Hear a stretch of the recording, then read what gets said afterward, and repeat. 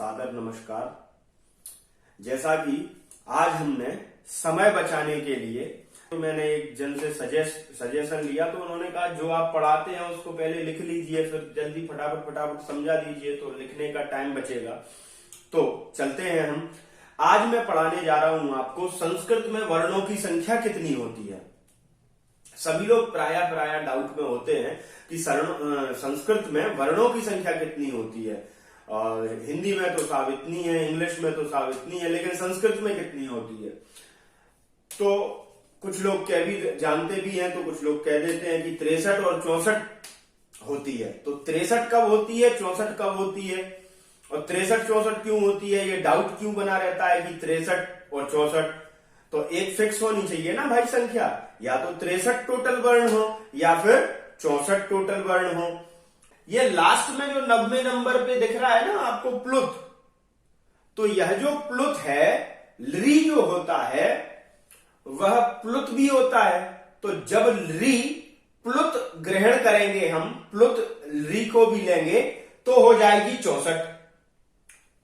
प्लुत जो ली है, ली वर्ण है, ली ऐसे,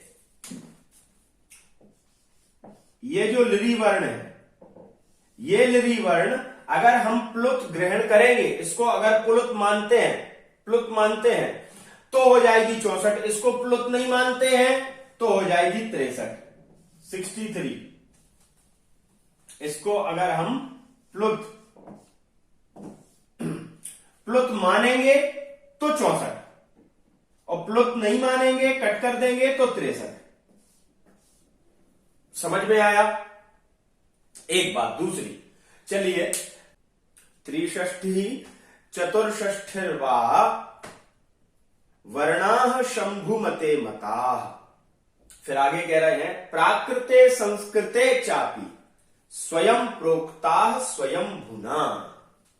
अर्थात 63 और 64, 63 अथवा 64, वा मतलब विकल्प से, 63 मतलब 63, चतुष्षष्ठी मतलब 64, वा मतलब विकल्प से, अथवा, तो 63 अथवा 64 वर्णा शंभु मते मता। भगवान शंभु के मत में, आचार्य शंभु के मत में यह जो है 63 अथवा 64 वर्ण कहे गए हैं। कहते हैं प्राकृते संस्कृते चापि स्वयं प्रोक्ता स्वयं गुना। उन भगवान शंकर ने स्वयं ही प्रोक्त किए थे, स्वयं ही बतलाए थे। तो शिक्षा का आदि गुरु, ज्ञान का आदि गुरु भगवान देवादिदेव महादेव को भी कहते हैं। तो इस प्रकार से यहां पे हम प्रश्न देखते हैं। प्रश्न लिखा हुआ है 63 या 64 वर्ण कौन कौन से हैं। अभी ये क्लियर हो गया कि कितने वर्ण होते हैं, तो 63-64 होते हैं। तो 63-64 में भी क्लियर हो गया कि जब प्लुत ऋकार लिया जाएगा, ली जो प्लुत है अगर वो हम ले लेंगे, ग्रहण कर लेंगे, तो 90 नंबर पे देखें प्लुत का एक संख्या ली हुई है, एक वर्ण लिया हुआ है, तो ये एक वर्ण काउंट करोगे तो 64 हो जाएंगे। 64, ये देखें, ये इंग्लिश में मैंने 64 लिखा है, ये हिंदी की वर्तनी है 64 लिखा हुआ है। तो कुल वर्णों की संख्या 64 आ गई। अगर हम इस प्लुत को नहीं लेते हैं तो ये 63 हो जाएंगे, एक घट जाएगी। ठीक है। ये प्लुत जो वर्ण है ली, यह वेद में प्रयोग होता है। लौकिक संस्कृत में प्रायः अलभ्य है, देखने कोई नहीं मिलता। तो प्लुत ली जब देखने कोई लौकिक संस्कृत में नहीं मिलेगा, तो लौकिक संस्कृत में जब नहीं मिला तो इसको माइनस कर दीजिए, हटा दीजिए, तो 63 हो जाएगा। तो 63 संख्या आ गई। अब प्रतियोगी जो है, जो परीक्षा देने जा रहा है, कंपटीशन देने जा रहा है, वो ये पूछेगा कि साहब हम क्या करें, हमारी क्या गलती है, हम क्या लिख के आवे, 63 लिख के आवे अथवा 64 लिख के आवे। तो वह प्रतियोगी ये समझ ले, जिस भी आप भारत की प्रतियोगी परीक्षा में बैठे हुए हैं संस्कृत वैकेंसी से या भाषा से या संस्कृत की वैकेंसी में, तो उसमें 4 ऑप्शन में से अगर वो 63 देगा तो 64 नहीं देगा, और अगर 64 वर्णों की संख्या देगा तो वो 63 विकल्प में नहीं देगा। अगर वो देता है तो वो सैद्धांतिक रूप से वो डिफॉल्टर है, ना कि आप डिफॉल्टर हो। क्लियर। और वहां पे फिर आप 64 ही लगा के आना है ना।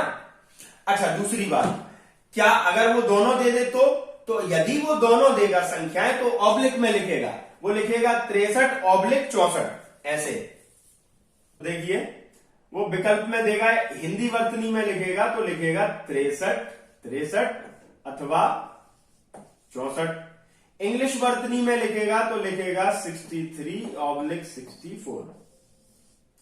तो या तो ये लिखेगा या ये लिखेगा। तो एक विकल्प इसका बनाएगा, एक विकल्प बनाएगा दूसरे कोई दो जोड़ों का, तो ये वाला आपको जोड़ा क्लिक कर देना है।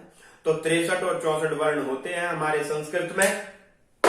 तो जब हम प्लुत ऋकार लेंगे तो वो हो जाएंगे 64, और जब हम प्लुत ऋकार छोड़ देंगे तो हो जाएंगे वो 63। क्लियर? आगे तो ये श्लोक है कि 63 चतुष्षष्ठिर्वा वर्णा शंभुमते मता प्राकृते संस्कृते चापी स्वयं प्रोक्ता स्वयं गुना। क्लियर हुआ? अब में 63 64 कैसे हुए तो काउंट करते हैं। देखिए फर्स्ट नंबर पे देखें, स्वराह विंशति रेकाः, स्वराह विंशति रेकाः। अब इसका मतलब ये हुआ कि जो स्वराह मतलब जो स्वर वर्ण है वो कितने हैं? विंशति मतलब 20 और एका मतलब 1, 20 और 1 21। तो स्वर वर्णों की संख्या कितनी है? 21, 21 स्वर है संस्कृत में। अब कैसे कैसे हैं वो मैं डिफाइन करूंगा, ठीक है। स्पर्शानाम पंचविंशति, स्पर्शीय जो वर्ण है कुचुटुतुकु, तो का वर्ग में 5, प वर्ग में 5, च वर्ग में 5, ट वर्ग में 5 इत्यादि करके कुचुटुतुकु कु का वर्ग, चू च वर्ग, टू ट वर्ग, तू त वर्ग और पू प वर्ग, क वर्ग, च वर्ग, ट वर्ग, त वर्ग और प वर्ग। इन पे एक एक वर्ग में 5-5 वर्ण होते हैं, तो 5 इंटू 5 करोगे तो 5 25। तो उन 25 वर्णों को स्पर्श वर्ण कहते हैं।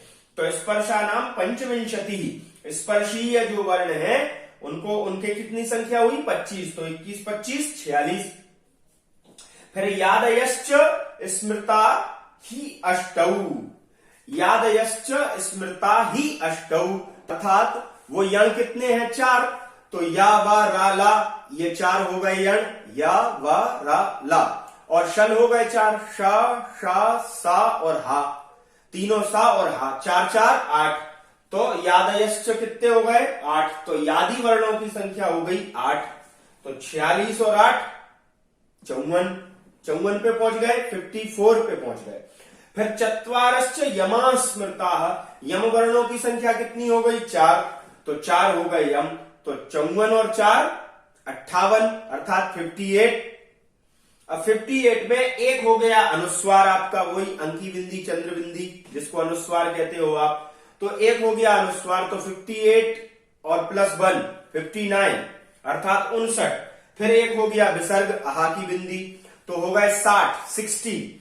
फिर जिह्वामूलीय और उपदमानीय, जिह्वामूलीय और उपदमानीय वर्ण कौन कौन से होते हैं? तो आपने, खैर मैं जब संधि पढ़ाऊंगा, वर्णों को पढ़ाऊंगा, वर्णों के उच्चारण स्थान पढ़ाऊंगा, तब एकदम से क्लियर कर दूंगा आपको, ये मेरा वादा है आपसे। तो जिह्वामूलीय कहते हैं अक्क अक्ख, अक्क अक्ख मतलब क और खा, आधा विसर्ग जहां पे का के आगे और खा के आगे लग जाता है, प्रागर्ध विसर्ग सदृशो जिह्वामूलीयः, प्राक अर्ध विसर्ग सदृशो, का और खा के आगे आधे विसर्ग के समान चिन्ह अगर लगा हो तो उन का और खा को जिह्वामूलीय वर्ण कहते हैं। तो देखिए जिह्वामूलीय का मतलब हुआ जिह्वा के मूल भाग से पैदा हुआ। तो अक्क अक्ख जब बोलेंगे तो जिह्वा का जो ये मूल भाग है ये काम करेगा। आप बोल के देख लीजिए प्रैक्टिस करके, अक्क अक्ख, तो जिह्वा का जो मूल भाग है वो उठ जाता है ऐसा। तो जिह्वामूलीय अर्थात जिह्वा के मूल भाग से जो पैदा होगी ध्वनि उसको हम कहेंगे जिह्वामूलीय। तो वो कितने हैं? वो है एक हो गया जिह्वामूलीय। और उपदमानीय, उपदमानीय अप्प अप्फ, होंठों से अप्प, अब ठीक उसी आधे विसर्ग के समान चिन्ह आगे लगा होता है प फ के आगे। तो पा और फा के आगे वो आधे विसर्ग के समान जो चिन्ह होता है उसको उपदमानीय कहते हैं। देखो ये हो गई विसर्ग की दो बिंदी, ये समझो विसर्ग को काटो तो ये कटा, तो ये नीचे वाली बिंदी हो गई ऐसी, और इसको कर दो इसके ऊपर तो ये हो गई ऐसी, तो इसको कहते हैं अर्ध विसर्ग, इसको कहते हैं अर्ध विसर्ग। ठीक, इसको विसर्ग को काट दिया जाता है, तो काट दोगे तो देखो काटा हमने, ध्यान से देखिएगा, तो काटा तो देखिए ऊपर का चंदा बचा ये, और ये नीचे का मिला दिए तो नीचे का चंदा बचा ये, तो देखिए बना ऐसा ही चिन्ह। तो ये होता है अर्ध विसर्ग, आधा विसर्ग। ये आधा विसर्ग जिसके आगे लग जाए वो होता है। अब कहा उपदमानीय का एक हो गया तो दो हो गए, ठीक है। अब कहां पहुंच गई संख्या, 62 पे, 60 हो गए थे, दो और जोड़े तो 62 हो गए, 62 वर्ण हो गए। दुष्पृष्ठ एक हो गया तो 63 हो गए, 63 पे हो गया ना क्लियर। अब जो पुलुत री अगर आप लोगे तो पुलुत री लिया तो हो गए 64। इस प्रकार से आपके टोटल जो वर्णों की संख्या है वो हो गई 64। समझ में आया। अब ये स्वर कैसे हैं, कितने हैं, किस किस प्रकार के हैं, तो हमने वीडियो का समय बचाने के लिए, लंबा ना हो वीडियो इसलिए फिर से मैंने लिख लिए। अब मैं समझा रहा हूं आपको। स्वर मैंने बताए थे आपको 21, तो 21 स्वरों को डिवाइड किया कैसे कैसे। तो स्वर देखिए, अच जो होता है वो 3 प्रकार का होता है, ह्रस्व, दीर्घ और प्लुत। ह्रस्व मतलब एक मात्रिक, दीर्घ का मतलब हुआ द्विमात्रिक, और प्लुत का मतलब हुआ त्रिमात्रिक। समझ में आया। तो 3 प्रकार का स्वर होता है। तो देखिए ह्रस्व दीर्घ प्लुत, ह्रस्व दीर्घ प्लुत, ह्रस्व दीर्घ प्लुत करके। और ह्रस्व है आ, दीर्घ है आ, प्लुत है। तो 3 प्रकार का स्वर अपन ने उच्चारण करके देखा। तो आ छोटा, बड़ा, और प्लुत का ये चिन्ह लगा रखा है मैंने, 3 की घात जैसे दे रखी है,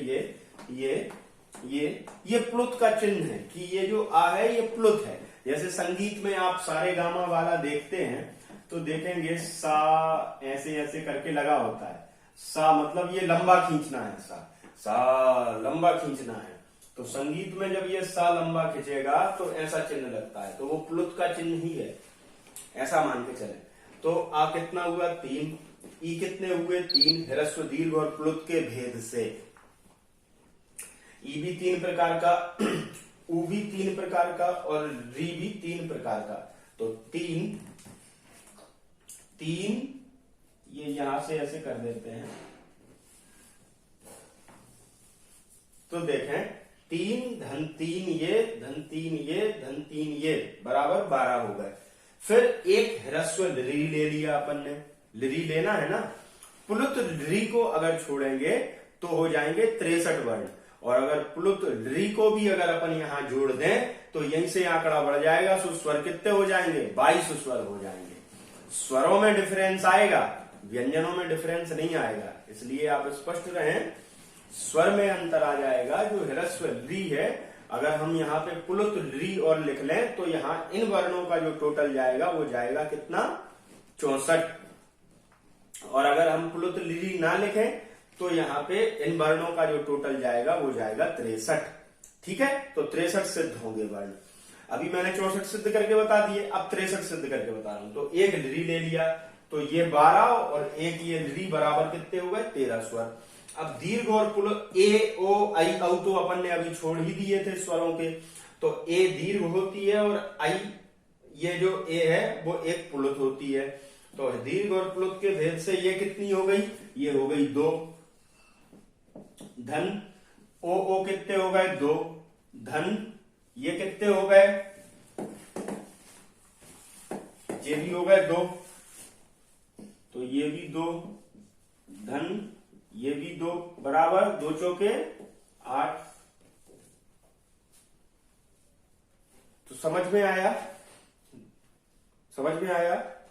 2 धन 2 धन 2 धन 2 बराबर 8।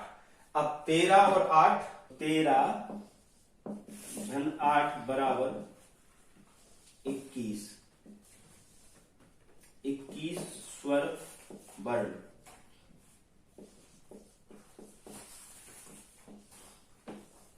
ये इस प्रकार से स्वर जो होते हैं वो 21 होते हैं।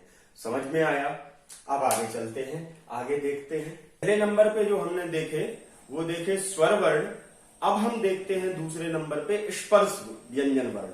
तो व्यंजन वर्ण कितने हुए? 25। ठीक है, तो वो 25 क्या है? कु चू टू तु कु। पू का मतलब प वर्ग। समझ में आया? भ म। ठीक है, तो ये देखें, ये सारे के सारे कितने हैं? 5 इंटू 5 बराबर 25। तो 25 होगा स्पर्श वर्ण। क्लियर? अब अगला देखते हैं। अब जो बात आती है वो आती है यादयश्च, यादी की। तो यादी क्या है? यादय मतलब यादी। वे यादी कौन कौन से हैं? तो यणोन्तस्थ और शल ऊष्माण। यणोन्तस्थ, यण कितने हैं? तो इसकी बात सीधी निकल के आई यण। तो यण कितने हो गए? 4। और शल कितने हो गए? शल प्रत्याहार में कितने वर्ण आए? श, स और ह। ठीक है, तो ये 4 और 4 8। ये भी 4, ये भी 4 बराबर 8। समझ में आया? तो इत्यादि प्रकार से यही सब डिफाइन हो जाता है। एक विसर्ग आ गया, एक अनुस्वार, एक 4 यम आ गए। इत्यादि प्रकार से मैंने आपको संस्कृत भाषा में वर्णों की जो संख्या हुई वो हुई कितनी? 63। अगर पुलुत ऋकार को छोड़ दें तो, अगर पुलुत ऋकार को अगर आप लेंगे तो वर्णों की संख्या होगी 64। इसी प्रकार से टोटल मैंने संस्कृत में आपको वर्ण बताए। यदि मेरा वीडियो अच्छा लगा है तो कृपया लाइक करिए, सब्सक्राइब करिए और शेयर भी करिए। धन्यवाद।